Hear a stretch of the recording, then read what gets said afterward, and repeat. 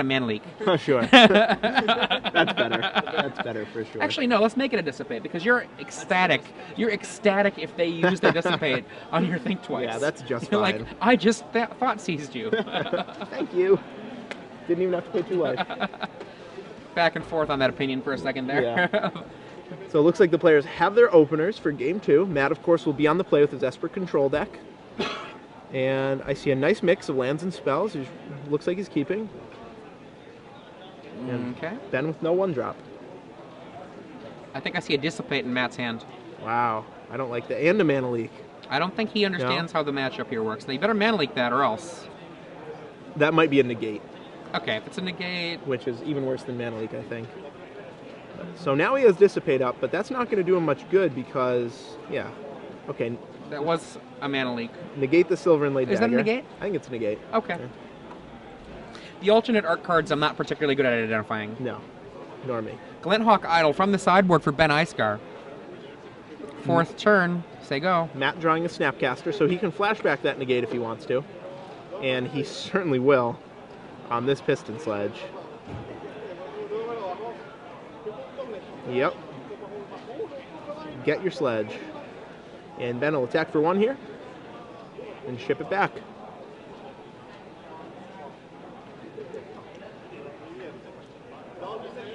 In Ben's hand, I see a Stalker, a Glinthawk, and I can't even tell what the others are. In for 2 with Snapcaster Mage.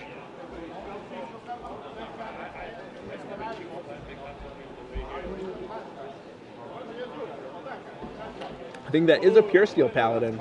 So if he thinks the coast is clear... There's a Sledge, Dissipated. Wow. So he didn't decide how any counters, it looks like. He's already cast 2, and he's cast 1 from the sideboard. So maybe Matt knows something we don't. But I like taking out counters. I do too. I do too. You know, Doomblade is like a counterspell, but you can cast it turns after the creature was cast. Exactly.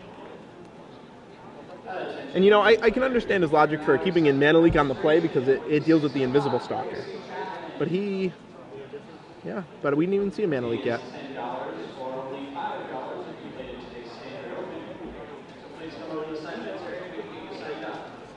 Is that going to be a Glinthawk, the real kind? Ooh. Makes his Inky into a creature, returns it, says go. Ben makes some kitties. Wow. So 3. How do you feel about the way Ben's playing this matchup? Do you think he's being too aggressive with sort of throwing his creatures out there? Or do you think he can't really afford to play around Day of Judgment? I think he's being very reasonable here. Like, he only has 2 creatures that are vulnerable to a day with how he's played. Right. So, that's fine. Yeah, I think so too, especially with a backup Invisible Stalker in his hand.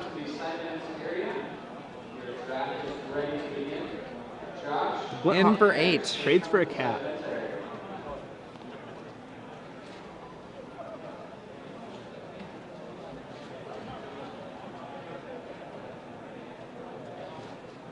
And I see a Pure Steel Paladin peeking out there. We'll see if he can leverage that this game. He's a little under the gun now. He's losing this race. Paladin. Inky. Vault Scourge. Paying 2. Attack for 2 in the air. I believe that it taps. There we go. Usually Glinthawk Idol taps to attack.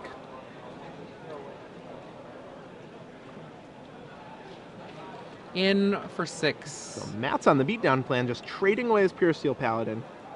He'll gain a life, lose 2 life, Yep. lose of 1. So Matt 11, Ben 8. And it appears that all Matt has left is a land and 1 other spell in hand. So he's pretty much running on empty now. Says go. Ben untaps.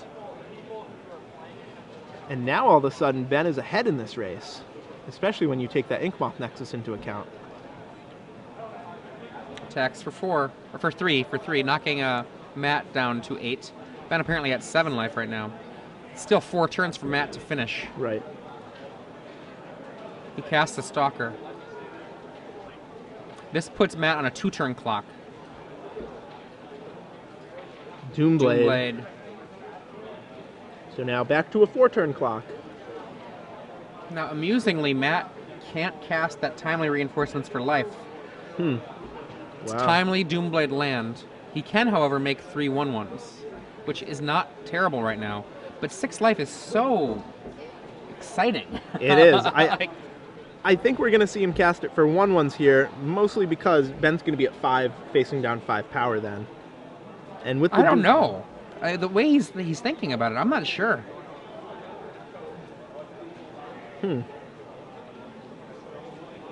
Attack. Well, that part's easy. Attack for 2. Down to 5. Land. Go. Wow. He wants the 6 life. He does. I'm not sure. I don't agree. like that. Yeah, I don't agree. You are the beatdown right now. You are the beatdown. Ooh, Edge Champion. Says, okay, I don't care. And we're going to see a Doomblade, I believe, on the Glinthawk idol. I have to imagine. Now, I'm going to, or Wow. not. End of turn. This is wild. I'm not sure why that was end of your turn itis. Oh, he wanted the damage so he could gain life. Okay, With but he attacked. oops. He made the mistake of attacking first. A really easy mistake to do with timely reinforcements. I've done it myself. Yeah. Because you're taught to just always attack first. But he's going to realize the error of his ways. And he right takes here. it. Oh yeah. Oh. 3 soldiers. Oops. It's okay though, because he still has 5 power, facing down an opponent with only 3 life. You know, you can change roles that are not the same thing as your defined strategic archetype. I would recommend, if you want to read an old article of mine, check out The Strategic Moment. It's about things like this and about what you need to do in order to not do what Matt has been doing this game. Yeah. Matt has just not really been on the right plan. Well, for a while there, he was being aggressive. There was nothing wrong with him being aggressive. Right, I like but that. But he needs to actually realize that those cards in his hand that are making him aggressive mean he should be aggressive. He should have cast that timely reinforcements, 2 turns ago? Yep. And then with this, he should have waited until he had already cast the timely before attacking.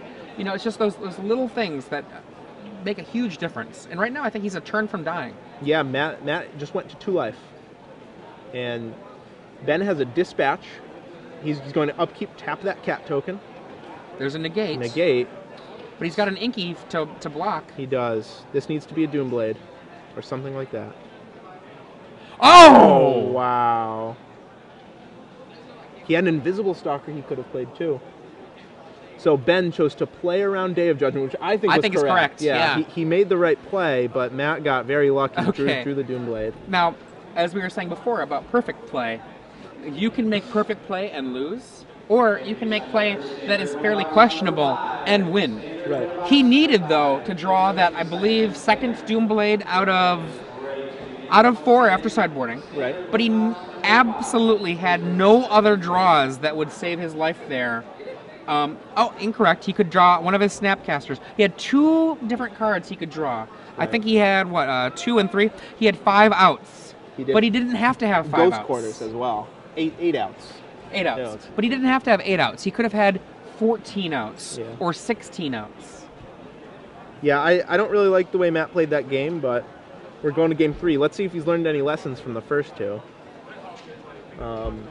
But Ben, to his credit, actually, after looking at it, at first I agreed with Ben on not playing that Stalker, but if Matt had had a Day of Judgment, he would have cast it earlier. So maybe on the flip side, it was right to play that Stalker. I'm still not sure about that. Yeah, that's a tough question. That's a hard call. That's what a would really you guys hard have call. done?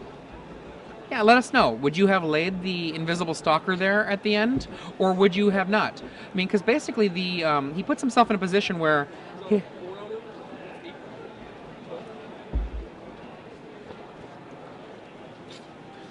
So the players. Now, Glenn Jones seems to clearly think that was a punt. I'm not so sure.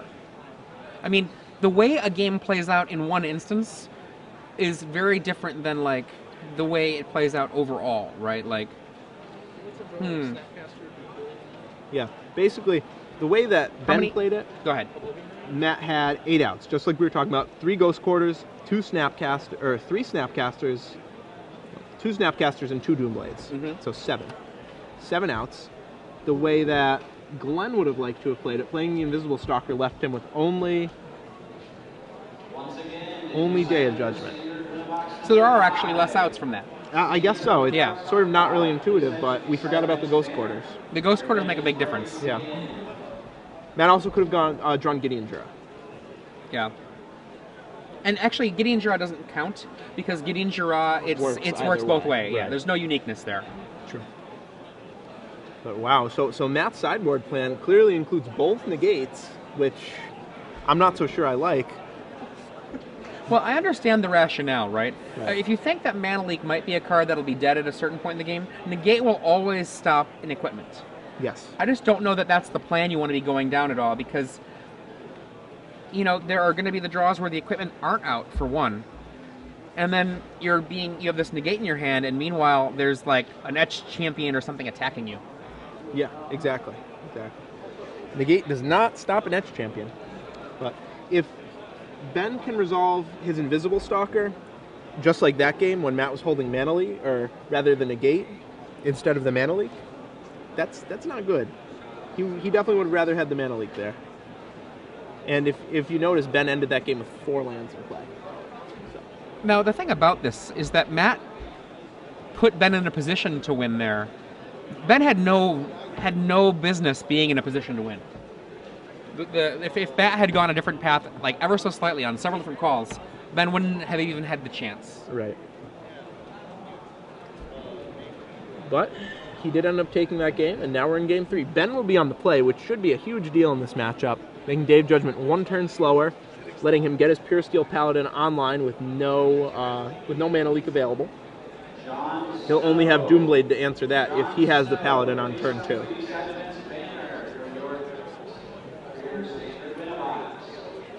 How about Karn Liberated? Do you think he sided that one in? For his long game strategy with the negates? I mean, honestly, I'm not going to lie. I don't like the counterspell strategy. He clearly kept the counterspells in, but the opposing deck has real problems with the Karn. I don't have a problem with one long game card like that. So turn 1 Vault Scourge gets in for 1, and turn 2 Dagger. That's gonna be some daggers damage real quick. And that Doomblade staring at Matt is not going to do it. Vault Scourge is so clever. It does not like to be Doombladed or go for the Throated. That's true. Let's pick up this Dagger. How do you feel about that? Divine Offering. The 1 Divine Offering gets him. Oh my goodness. And he'll gain 2. So another dagger. Daggers. Wow, the 1 offering. I run 1 Divine Offering in my blue-white control deck too. It's awesome whenever you get to do something like that. Yeah. So now Vault Scourge comes out and picks up a dagger. Let's see if any of that mattered. Day of Judgment. He does have a Day of Judgment. He probably will have to just day this 1 creature unless he has he might have something else. Oblivion Pristine Ring. Talisman, Yep. O-Rings, just fine. And then ships the turn back. A Pure Steel Paladin is drawn a little late. Can't even cast it. This is not a good draw for Ben. Oh, land go. There's a plane. There's a land. Says and go. wisely waits on the Paladin. He knows that he needs to resolve a Piston Sledge so he can draw a card as well. And also this lets him make a Moorland Haunt token, which gets pretty fearsome pretty quick. Negate is drawn. Negate. Not at its best right now. Go. End of the turn, make a token. Give me a spirit. And the judge gets him a spirit token. And that'll hop into play, and Ben will draw Seachrome Coast. So 1 step closer to the Paladin playing equipment in the same turn line. Equips a dagger. Equips a dagger. Oh boy. Rawr. Ouch. How much damage is that? That's 5 damage. That is not a human. And Seachrome Coast, go. Wow. 3 more cats come out to play. Those will be taking chunks out of Ben's life total. And Matt pretty firmly in control of this game with a Doomblade in hand and 6 power on the board. I mean, he's basically just flashed out a Primeval, or not a Primeval. He's flashed out a Titan. Yeah. You know, like, there's 6 power, 6 mana. Exactly. When you look at it that way, White Sun Zenith seems pretty good. White Sun Zenith is very good on every level that's not 3 mana and 4 mana. Yeah, it is. Late game, it's just auto win. And here it's just fine.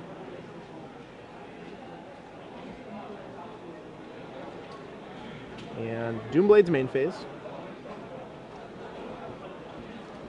And draws Glint Hawk. And here comes the Paladin. Paladin? So by forcing Matt's hand with that Doomblade, Ben's going to get to draw quite a few extra cards here. Draw a card? He's got a negate. Can't imagine he wouldn't use it here. I don't know what better targets Ben has. There you go. There we go. There's the negate. And Ben ships it. He's going to have a big turn next turn. That's for sure. Dissipate. Drawn. Wow. In for 6. Ben takes it. That's a good draw. Ben drops to 5 life, I believe. He's almost dead. Yeah.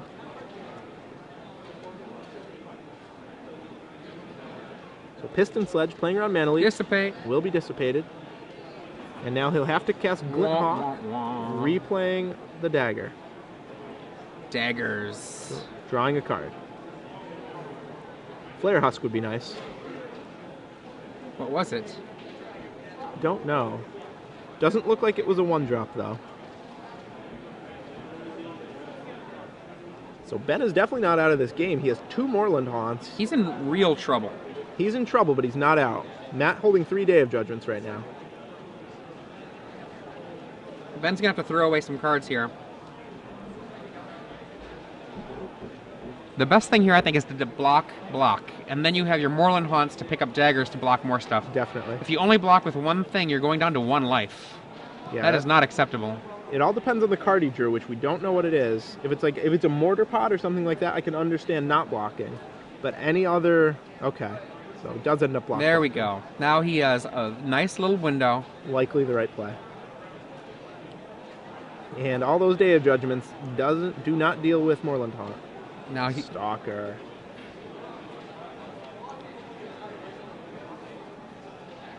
Makes a token. Yep. Equips a token. Yep, he says if you have a removal spell, I'm dead. Does this all main phase? Nope, he's not dead. Oh, I'm sorry, he's still at 3 life. You are right. Attack. Block. Boing. Instantly block. Look at how much damage that White Sun Zenith did. Yeah, it did. That did 14 damage. And just how much it did to the board. Yeah, and traded with 2 actual cards and a token.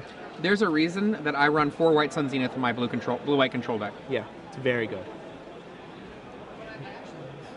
Yep, Glint Hawk Idol's fine. Day of Judgment does not look exciting against these guys. It doesn't. And we have another Spirit. 3 Day of Judgment and a Timely Reinforcements in play. Or in his hand, rather. So Ben trying to crawl out of the hole that he was put in by that White Sun Zenith. You know what he would really love right now, I think? He's got that Invisible Stalker, right? Right. Where's the Butcher's Cleaver? Oh, a great question. So gets in there with everybody. Oh, here they come. Take 7? 7 you. Bringing Matt to 9 and finishes off with a Vault Scourge, did he going just... to 1. I don't like that. That's brave.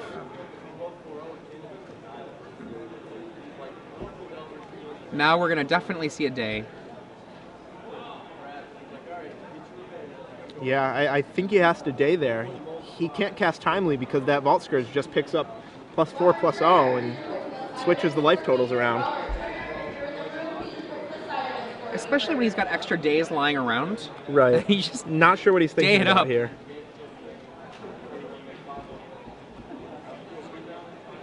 And there it is. Day of There's Judgment. the first day. On the first day of Judgment. Then Isgar lost his guys. And Matt doesn't have any other options but to say go.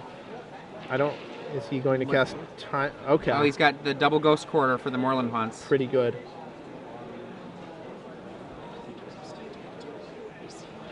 Moreland Haunts definitely did their job.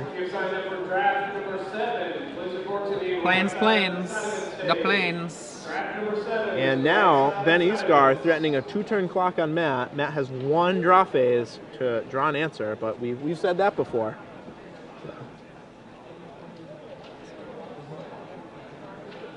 I can't see what he drew there. Looks like Mox Opal. Okay. That activates his guy.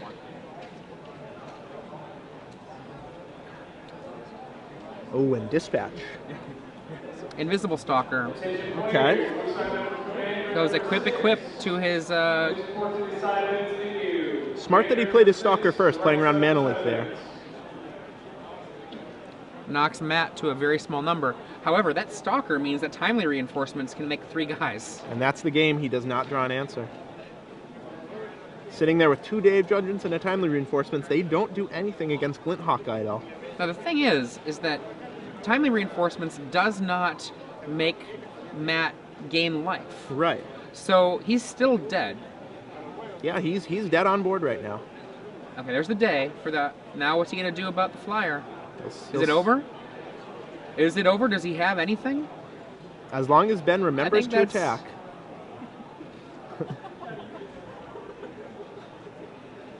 He's not sure. Oh, he's not sure. He's thinking about it. Activate, equip. Maybe I'll just go with just this. Is that what it? I'll do it again. I'll do it. Double equip. What could he have? Attack. And there's the hand. There's the hand.